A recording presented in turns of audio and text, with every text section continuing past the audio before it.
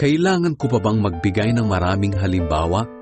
Kakapusin ako ng panahon kung iisa-isahin ko pa ang mga ginawa ni Gideon, Barak, Samson, Hephta, David, Samuel, at ng iba pang mga propeta. Dahil sa pananampalataya nila, nilupig nila ang mga kaharian, namahala sila ng may katarungan, at tinanggap nila ang mga ipinangako ng Diyos.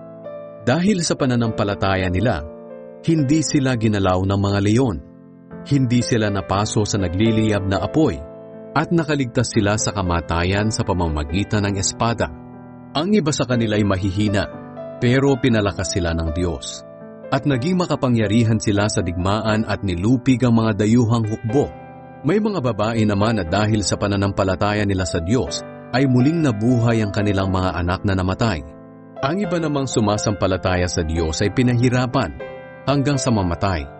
Tinanggihan nila ang alok na kalayaan, kapalit ng pagtalikod nila sa kanilang pananampalataya. Dahil nalalaman nilang darating ang araw na bubuhayin sila ng Diyos at matatanggap nila ang mas mabuting gantimpala.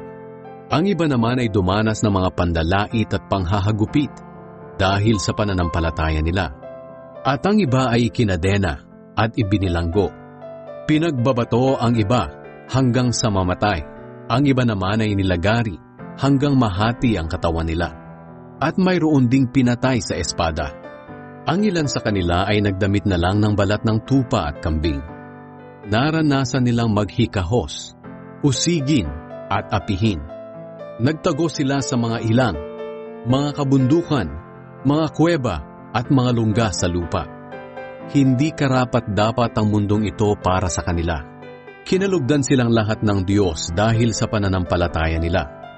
Ngunit hindi nila natanggap sa panahon nila ang ipinangako ng Diyos sa kanila. Ito'y dahil may mas mabuting plano ang Diyos para sa atin. Dahil nais niyang makasama nila tayo kapag tinupad na niya ang ipinangako niya sa kanila.